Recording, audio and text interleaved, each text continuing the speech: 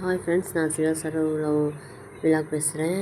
நம்ம இன்றைக்கி மார்கழி மாதம்னால காலையில் போய் வெளியே போய் கோலம் போட்டுட்டு வந்து விளக்கேற்றி வச்சுட்டு வந்துட்டோம். பனினால் குரல் கொஞ்சம் ஒரு மாதிரியாக இருக்குது, அட்ஜஸ்ட் பண்ணிக்கோங்க. நம்ம இன்றைக்கி சண்டேனால ஒரு கிலோ சிக்கன் வாங்கிட்டு வந்தோம்.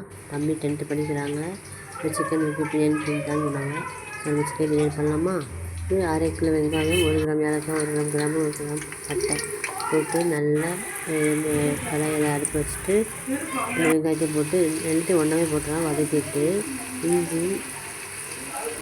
இஞ்சி 100 கிராம், பூண்டு 50 கிராம் எடுத்து புதினா 70 கிராம், கொத்தமல்லி கிழங்கு 4 பெரிய பச்சை மிளகாய், சின்ன மிளகாய் தான் 6 எடுத்துக்கோங்க, 50 கிராம் தக்காளி, 200 தயிர், 1 ஸ்பூன் உப்பு, ரெண்டையும் தனித்தனி தட்டில் ஒரே சேமாக வச்சுக்கலாம். ஓகேங்களா?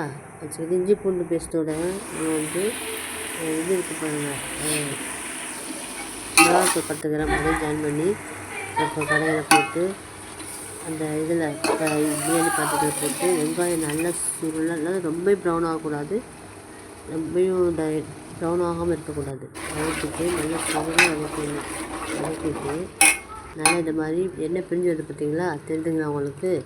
எண்ணெய் பிரிஞ்சு வந்தோடனே 1 கிலோ சிக்கனை நல்லா கழுவி சுத்தம் பண்ணி கழுவி வச்சுருக்கிறேன்.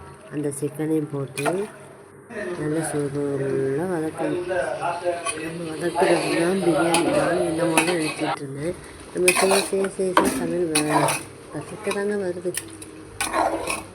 நல்லா வதக்கிட்டே இருங்க. நல்லா எண்ணெய் பிரிஞ்சு வரும்.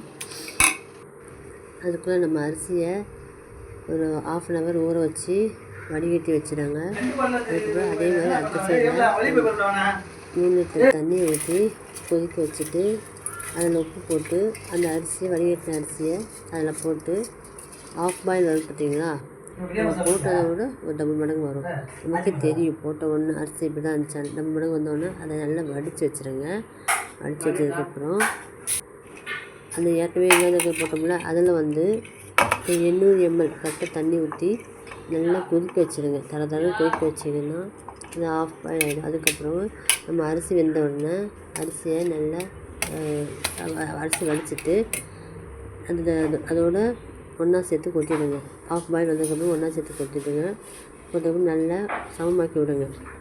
சமமாக்கி விட்டுட்டு நல்லா சரி சமமாக்கி விடுங்க ஃபஸ்ட்டு. ஓகே ஃப்ரெண்ட்ஸ், இப்போ என்ன நான் கொஞ்சம் வீடியோ எடுத்து போகிறேன். எனக்கு சில தவறுகள் இருக்கலாம். ஸோ சாரி ஃப்ரெண்ட்ஸ், சில தவறுகள் இருந்தால் என்னை மன்னிச்சிடுங்க ஃப்ரெண்ட்ஸ். யாருமே சப்ஸ்கிரைப் பண்ண மாட்டேங்கிங்க. எனக்கு சொந்தங்கள் வந்து ரொம்ப கம்மி தான். ப்ளீஸ் ஃப்ரெண்ட்ஸ், பார்க்குறவங்க சப்ஸ்கிரைப் பண்ணி எனக்கு ஹெல்ப் பண்ணுங்கள். என் வாழ்க்கையில் வந்து அவ்வளோ அடி விடிகள் பட்டு தான் நான் வந்துட்டுருக்கிறேன். வர்ற 15 வருஷமாக ரொம்ப அடி ஃப்ரெண்ட்ஸ். ஸோ கொஞ்சம் என்னை தூக்கி விடுங்க ஃப்ரெண்ட்ஸ். அந்த வச்சு நம்ம எக்ஸ்ட்ரா அரிசி வடித்த தண்ணி கீழே ஊற்றாம கொஞ்சம் வச்சுட்டு பத்தலைன்னா மேலே கொஞ்சம் ஒரு கிலோ தண்ணி ஊற்றி விட்ருங்க. அப்புறமா நல்லா சரிசமமாக தம் பண்ணிவிட்டு ஒரு 20 நிமிஷம் அதுக்கு வெயிட் போட்டு வச்சுருங்க.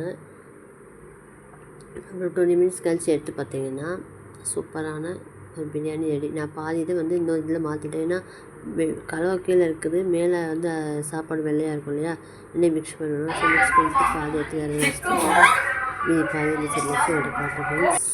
எப்படி லைக் பண்ணுங்கள், ஷேர் பண்ணுங்கள், சப்ஸ்கிரைப் பண்ணுங்கள். Thank you friends.